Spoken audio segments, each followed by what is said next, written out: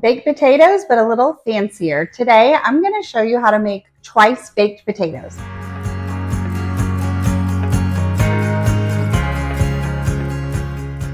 Hi, my name's Christina. I'm with eatingonadime.com. Welcome to my kitchen. My sister Carrie and I are on a mission to help real families eat at home on a budget. And we like to make everything at home, from easy dinners and even fancier dinners. And today I'm going to show you what I like to call a little bit of a fancier side dish.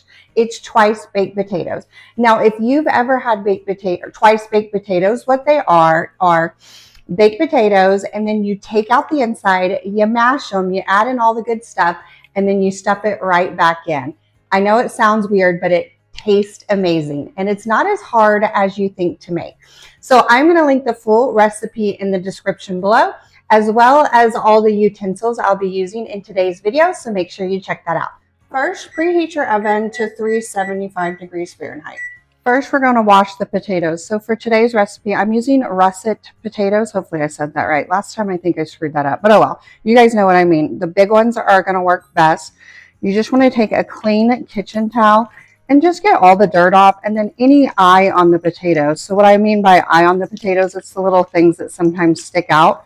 You just want to knock those off, or if they're really bad, just get a knife and pop them off as well. Once the potatoes are all dry, take another clean, dry towel and just pat them dry real quick. You can let them sit and dry at room temperature if you're not in a hurry, but I'm always in a hurry, so I'm drying them off here.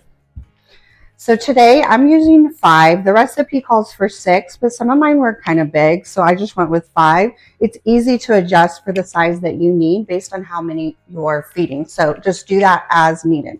Now that the potatoes are clean and dry, we're going to poke them with a fork, and this is just to help cook them quicker and get them nice and tender, and make sure the inside gets nice and soft. It's not an exact science, just literally spin it around and poke it a few times on each side. Just poke it straight in and straight out. So another reason we do this is helps let the air get out so they don't explode. So a lot of times when you cook these in the microwaves, if you don't poke them, they will explode and mess up your microwave. But I've had them do it in the oven as well. Today, I'm going to bake these in the oven. The first step in twice baked potatoes is baking your potatoes. You can do it in the oven or in the microwave. Like I said, I'm doing it in the oven today, but I will include a post below on how to bake them in the microwave if you prefer. Okay, these are ready to go. We're going to let them bake for about an hour until they're nice and tender. I just put them right on the rack in the oven. You don't have to use a pan or anything like that. The potatoes are nice and soft. When you check them, you want to kind of press down and make sure it's like you can tell that it's soft on the inside. Since my potatoes were a little bit bigger, they took about an hour and a half to bake to get to the tenderness that I wanted. So you just watch them as they bake and just continue baking until they're nice and soft. Okay, now we're going to get a baking sheet. I'm just going to line mine with foil for easy cleanup. It's completely optional and it's up to you. I'm just kind of lazy, you know. At the end of the day, I don't want to do a bunch of dishes. And if I do have dishes, I want to be able to throw them in the dishwasher. So you're going to set that aside, and then you want to get a large mixing bowl. And what we do with the potatoes, see if you guys can see this okay. They are warm, so I find it's best to work while they're still warm because the potatoes can get removed easily from the skin. So use your little pot holder, just hold it, and we're going to cut it in half long ways. And you want the potato skin to still be intact, so make sure you don't smush it and destroy it. Ooh. And then get a spoon and scoop the potato mixture out of the skin and put it right into the serving bowl. Again, being careful not to destroy your shell because we're going to reuse the shell like potato skins. That's the whole point of the twice baked potatoes. You bake them, you mash them, and then you bake them again. So you just want to leave a nice edge of potato in the skin to help it hold its shape, and then dump the rest of the potato right into the mixing bowl. So once you get them all cleaned out, you want to put the skins onto either your baking sheet, or you can use a baking pan as well if your pan is big enough to hold all of your skins. Then we're going to set this aside and get our mashed potato mixture ready. Now we're going to add in 1/4 cup of butter, which is roughly about 1/2 of a stick. I like to add it in when the potatoes are nice and warm because it just melts the butter for you, makes it nice and creamy. Then we're going to add in 1/3 cup of sour cream. Now you can use like plain Greek yogurt if you prefer, but I like the classic sour cream on this to give it that baked potato flavor. And now time for our seasonings. A teaspoon of garlic salt or garlic powder. I'm going to just do 1/2 teaspoon and then taste test it from there. And then a little salt and pepper. Now salt and pepper is just going to be based on your preference. I'm going to start out with 1/2 teaspoon of each. And then once these are nice and mashed, we'll taste test it and see if we need to add more from there. And then you want to mash the potatoes up just how you usually do at home. I use a handheld mixer. It works great. You can use a potato masher if you prefer. You want it to have a creamy, smooth texture, so however you like to mash them up. Once those are mashed and combined together, we're going to slowly add in some milk until it's a nice, creamy texture. Let's get this speed amped up here.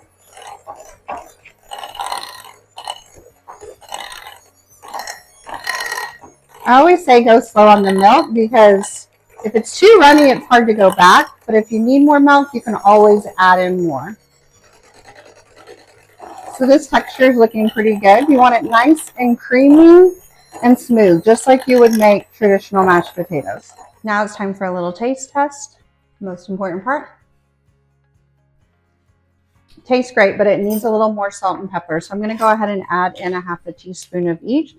And this is just going to be based on your taste buds and your preference. Definitely needed the salt for sure.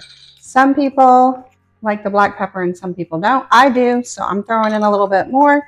But if you don't, you can always just adjust the salt. Now it's time for the cheese. For this recipe, we are using 1.5 cups shredded cheddar cheese. Now, Carrie and I love shredding our own cheese. It really makes a big difference. If you buy pre-shredded, I mean, that's totally fine and you do you, but they do coat it with like a carb coating or something that makes it not melt as easily. So the texture is just a little bit off when we want it to be melty and smooth. So we love shredding our own. It doesn't take too long and it adds a big impact to the recipes. So we need about 1.5 cups total. We're just going to shred this right up. The best part too about shredding your own is you always get to taste test a little bit. There's not much things better than freshly shredded cheese. Okay, so 1.5 cups shredded cheddar cheese. Half is going to go into the potatoes right now. And then we're going to save the other half for the toppings. And now we're going to add some green onions. So we need about 3, I don't know, what do you call these, stalks? That's what I call them. I don't know. You can use chives as well, whichever you prefer. I just cut off kind of the rough looking ends. And then we're just going to dice these right up and throw them right into the bowl with the mashed potatoes as well. Now when I dice green onions, you guys, I'm not a professional chef. I don't have great knife skills, but what I do is I press them all together and hold them tight and then just run my knife completely all the way through and they dice pretty easily. If you guys have more tips below on knife skills, just let us know. And then you want to come a little bit into the green, but once it starts turning white, that's kind of when the onion will lose its flavor. So I usually don't worry about chopping that up as much. Then we're going to dump those right in the bowl as well. This is why I love these like silicone mats because you can just move it around and use it like a funnel to get things into your mixing bowl. Then we're going to dump those right in the bowl as well. This is why I love these like silicone mats because you can just move it around and use it like a funnel to get things into your mixing bowl. And then last, but of course not least, we need some bacon. Bacon, bacon, bacon. We are going to use 6 strips that are cooked and I'm just going to chop them up here. You get them nice and crispy. They should chop up real easily. I use the pre-cooked today. If you guys, I like the Black Label. That's my favorite. You just heat it up and it cooks great. So I do it like lengthwise to get them a little skinnier, and then I just turn it and chop it up with my knife this way. Again, not a professional chef, just my tips on how to do it quick and fast. And then add that right into your bowl as well. And then with a spatula or a nice spoon, wooden or plastic spoon, you just want to stir to combine that into the mashed potatoes. Then you want to take the mashed potato mixture and spoon it right back into the shell or the skin, whatever you want to call it.